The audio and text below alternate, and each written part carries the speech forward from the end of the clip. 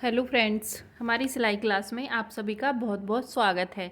तो आज की जो वीडियो है वो पहला दिन है और आज की वीडियो में हम जानेंगे कि हमें किस किस सामान की ज़रूरत होती है सिलाई सीखने के लिए। क्योंकि बहुत सारी कमेंट ऐसी आई हैं कि मैम क्या क्या हमको सामान लेना है, क्या क्या लाना है। तो मैं आपको बताती हूँ। हमें पहले मैं ये सामान बता देती हूँ, उसके बाद फिर बाकी बात करेंगे। तो देखिए, सबसे पहले जो हमें सामान चाहिए होता है वो है इंच टेप। ये हो गया इंच टेप, और इसके इंच के बारे में भी हम आपको किसी दिन समझा देंगे। तो इंच टेप लेना है आपको, जो कि 10 से 15 रुपए का मिल जाएगा आपको। ठीक है, ये हो गया इंच टेप। और दूसरी चीज़ लेनी है हमें सीजर, यानी कि कैंची। आप कोई भी ले सकते हो। ये देखिए, इस टाइप की भी मिलती हैं, ये 100 रुपये में मिल जाती है। ये भी ले सकते हो आप, वरना मेरे पास तो 3 है। ये थोड़ी सी बड़ी है, जिससे मैं कटिंग करती हूँ। और इसे वैसे मैं कपड़े में भी यूज़ करती हूँ, कटिंग करने में, धागे वगैरह में ज़्यादा यूज़ करती हूँ। अगर आपको ये नहीं मिलती है तो ये तो नॉर्मली हर जगह मिल ही जाती हैं। ये भी 100 से 150 रुपये तक की मिल जाती है आराम से।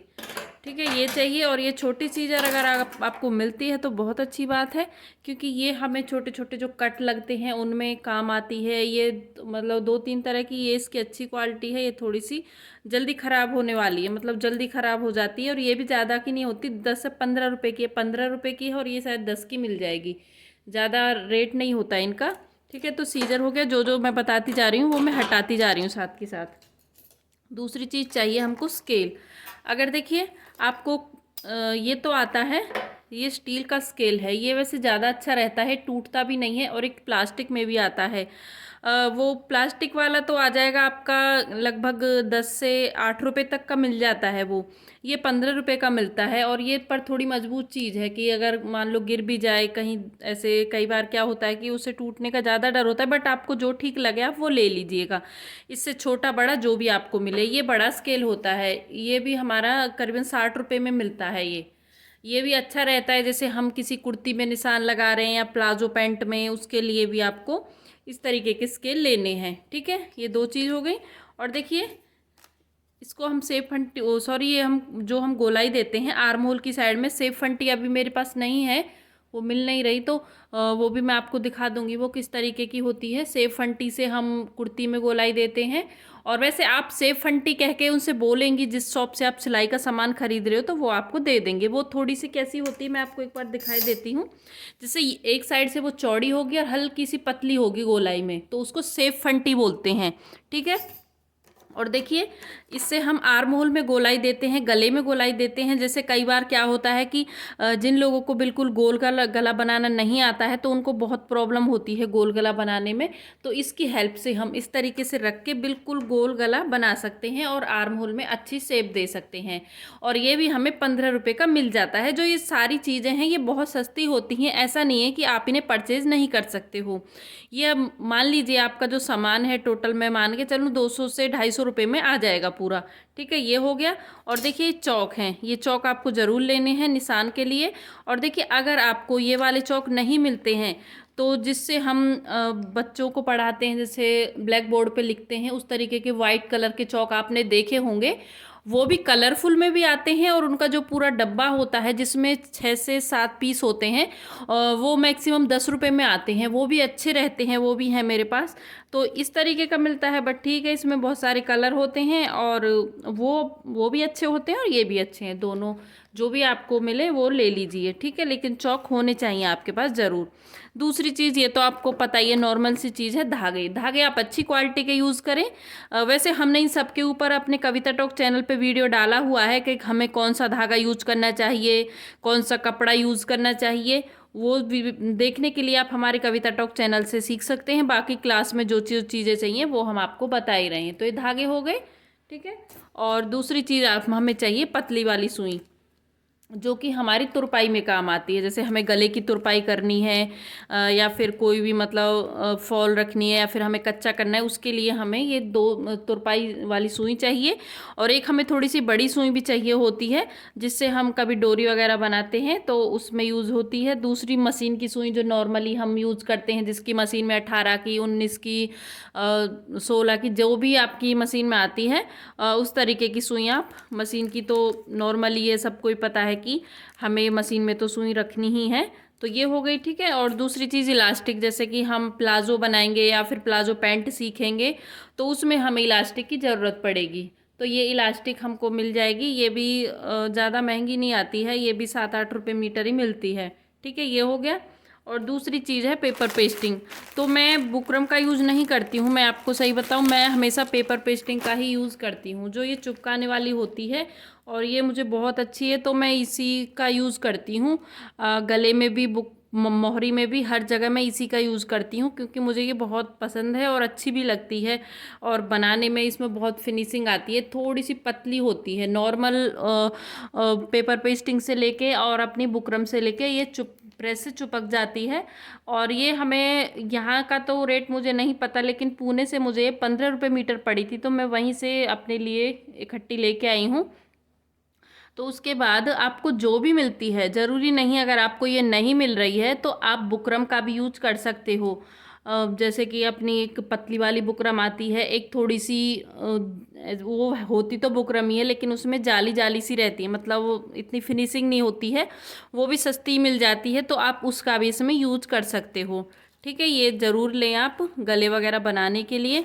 और दूसरी चीज़ देखिए, हम कपड़े की बात करें तो जैसे कि हमने कल बता दिया था, आप कोई भी मम्मी की साड़ी या अपनी साड़ी यूज़ कर सकते हो।